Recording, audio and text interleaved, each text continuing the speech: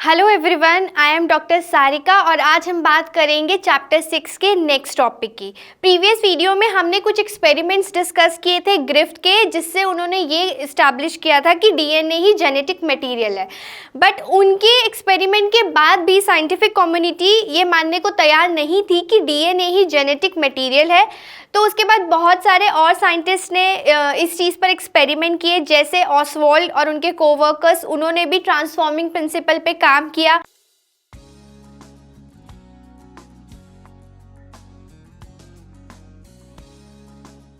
उनका भी रिजल्ट यही आया कि डीएनए ही जेनेटिक मटेरियल है। उसके बाद ये फाइनली कब स्टैब्लिश हुआ कि DNA is the genetic material? Hershey और चेज के एक्सपेरिमेंट के बाद। तो आज हम बात करेंगे उसी एक्सपेरिमेंट की जो हर्शे और चेज ने किया था।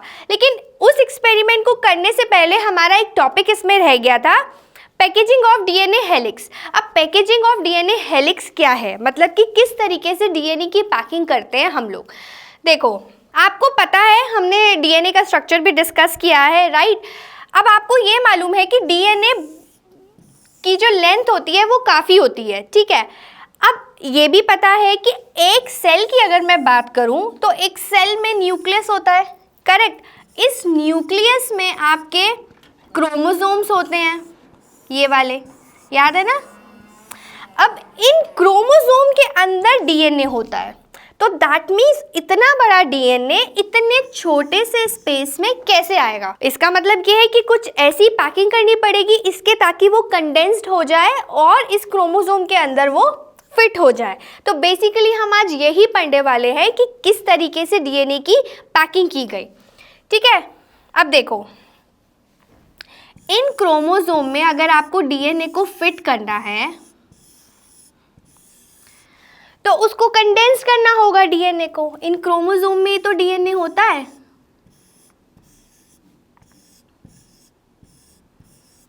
ना? अब देखो, आपको मालूम है कि जो प्रोटीन्स होते हैं वो पॉजिटिवली चार्ज्ड होते हैं, ठीक है। तो ये जो फिगर आप देख रहे हो, इसमें ये जो है ये आपका हिस्टोन ऑक्टेमर है, ये आपका डीएनए है और ये आपका हिस्टोन प्रोटीन है। अब ये जितनी भी टर्म्स हमने यूज़ की, इसको हम पढ़ते हैं, ठीक है। प्रोटीन आपका पॉजिटिवली चार्ज है, ठीक है। तो जितने भी बेसिक प्रोटीन्स होते हैं दैट सराउंड द डीएनए, जिसको हम बोलते हैं हिस्टोन, जैसे आप ये देख रहे हो, ठीक है। इसके ये चारों तरफ ये कॉइल फॉर्म में ये डीएनए है, ठीक है। तो हिस्टोन उस चीज़ को बोलते हैं that the basic protein that surround the DNA, उसको हम हिस्टोन बोलते हैं। Now histone are rich in basic amino acids, जैसे आपका लाइसिन हो गया, आपका अर्जिनाइन हो गया, ठीक है।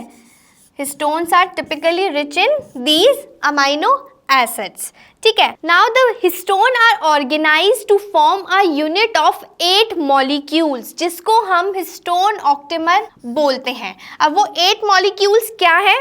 देखो, इसके अंदर होता है 4 टाइप के प्रोटीन्स होते हैं।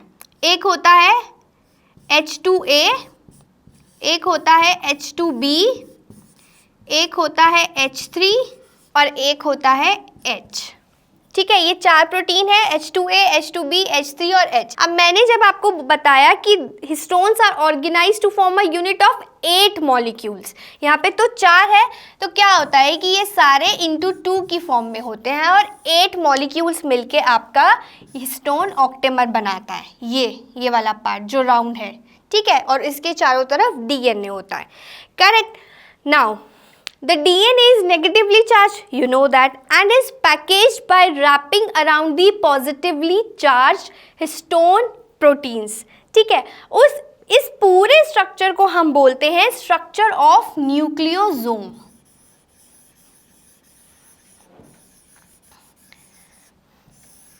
जब आपका डीएनए रैप्ड होता है हिस्टोन ऑक्टेमर के, DNA is negatively charge and histone octamer, और मैं कह लूँ कि जो प्रोटीन्स होते हैं, हिस्टोन प्रोटीन्स होते हैं, they are positively charge, attract करते हैं, एक दूसरे से एसोसिएट होते हैं।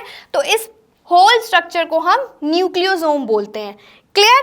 ठीक है। Now a nucleosome typically contains 200 base pair of DNA helix and this structure form the repeating unit of structure जिसको हम बोलते हैं क्रोमेटिन्स इन न्यूक्लियस। अब ये क्रोमेटिन क्या है? ठीक है, इसको बाकी को मैं सबको रब कर दे रही हूँ। क्रोमेटिन जो होता है आपका थ्रेड लाइक स्ट्रक्चर होता है न्यूक्लियस में।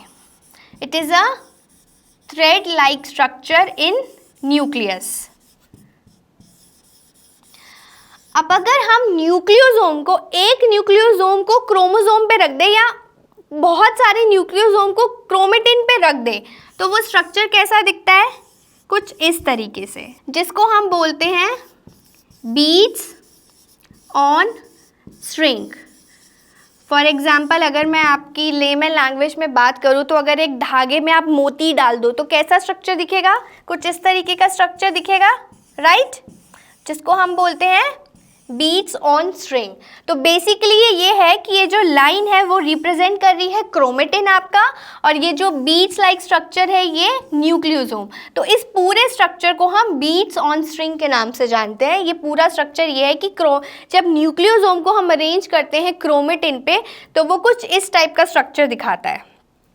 Clear? Now the beads on string structure in chromatin is packaged that are further coiled to form chromatin fibers and condensed at metaphase stage of cell division to form chromosomes.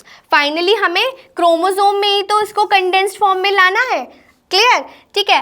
अब क्योंकि हमें और उसको condense करना होता है तो उसके लिए हमको एडिशनल प्रोटीन्स की ज़रूरत होती है। और वो एडिशनल प्रोटीन्स क्या होते हैं?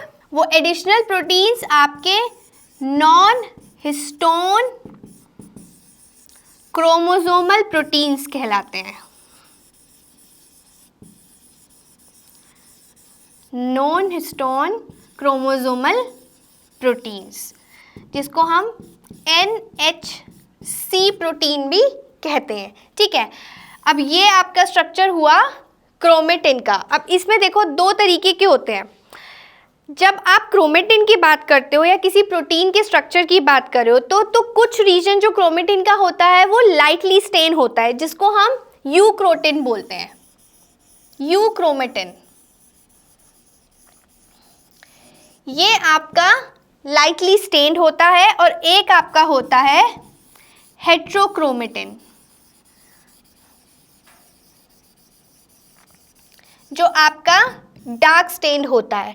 ये आपका ट्रांसक्रिप्शनली एक्टिव होता है और ये आपका इनएक्टिव होता है। तो बेसिकली जो पैकेजिंग है डीएनए की वो इसीलिए कंडेंस्ड फॉर्म में की गई सो दैट वो क्रोमोसोम में आपका फिट हो सके। ठीक है, और क्रोमोसोम में फिट करने के लिए उसके चारों तरफ जो डीएनए होता है वो आपका स्टोन ऑक्टेमर के चारों तरफ कॉइल फॉर्म में होता है। ठीक है, और कंडेंस्ड हो जाता है। उसके बाद इस स्ट्रक्चर को हम न्यूक्लियोसोम बोलते हैं। फिर अगर न्यूक्लियोसोम आपको मालूम है कि रिपीटिंग यूनिट बनाता है एक स्ट्रक्चर की, जिसको हम क्रोमेटिन बोलते हैं। और क्रोमेटिन जो है आपका वो थ्रेड लाइक स्ट्रक्चर होता है, और न्यूक्लियोसोम को जब आप क्रोमेटिन पे रख दोगे तो उस स्ट्रक्चर को हम बोलते हैं बीड्स ऑन स्ट्रिंग। और फाइनली जब बीड्स ऑन स्ट्रिंग को हम कंडेंस करते हैं क्या बनाने के लिए? क्रोमोसोम बनाने के लिए, सो दैट वो डीएनए कंडेंस्ड होकर इन क्रोमोसोम में फिट हो जाए। तो ये है आपका पैकेजिंग ऑफ डीएनए हेलिक्स।